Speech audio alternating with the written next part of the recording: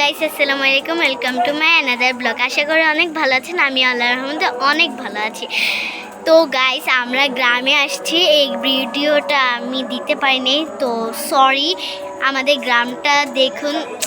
আমি এবার গ্রামে এসে একটা ঘর বানাইছি। ওইটা একটা ছোটোখাটো একটা ঘর আর কি। আমাদের গ্রামে একটা বড় জায়গা আছে, ওটার ওই জায়গায় একটু বানাইছি। এত বড় জায়গা না, ওটার সামনে আর কি বানাইছি। দাঁড়ান দেখায় আপনাদেরকে। দেখুন গাইস, আমাদের ঘর ছোটোখাটো ঘর আর কি। দাঁড়ান আপনাদেরকে ভালোভাবে দেখাই।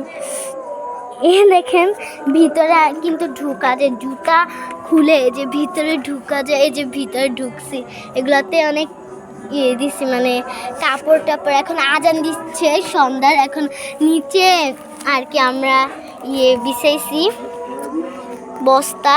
তো অন্ধকার, তো তাই দেখা যাচ্ছে না। দাঁড়ান আমি বাইর হচ্ছি। দাঁড়ান, আমার এই ঘরটা এত ভালো লাগছে। আপনারা যদি বাস্তবে দেখতেন তাহলে অনেক সুন্দর, মানে অনেক সুন্দর লাগতো। দেখেন, আমি একটু বেশি দোলনা দোলনি এদের পাশেই কিন্তু আমাদের ঘর, ভাইরাল ঘর আর কি।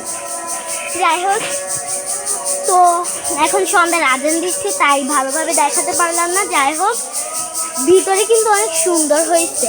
আপনি যদি বাস্তবে দেখতেন তাহলে সুন্দর লাগতো।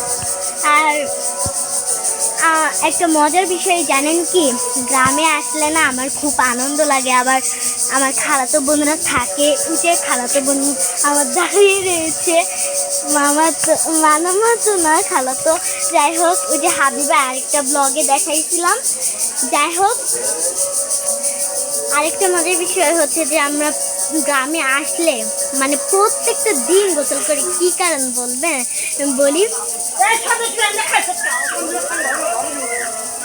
কারণ হচ্ছে যে আমরা হচ্ছে পুষ্করিতে গোসল করি, এই জন্য আমরা দাঁড়িয়ে রয়েছি। তো গাইস, এ পর্যন্ত আমার ব্লগ। তো আশা করি অনেক ভালো থাকবেন। তো টাটা, আল্লাহ হাফেজ।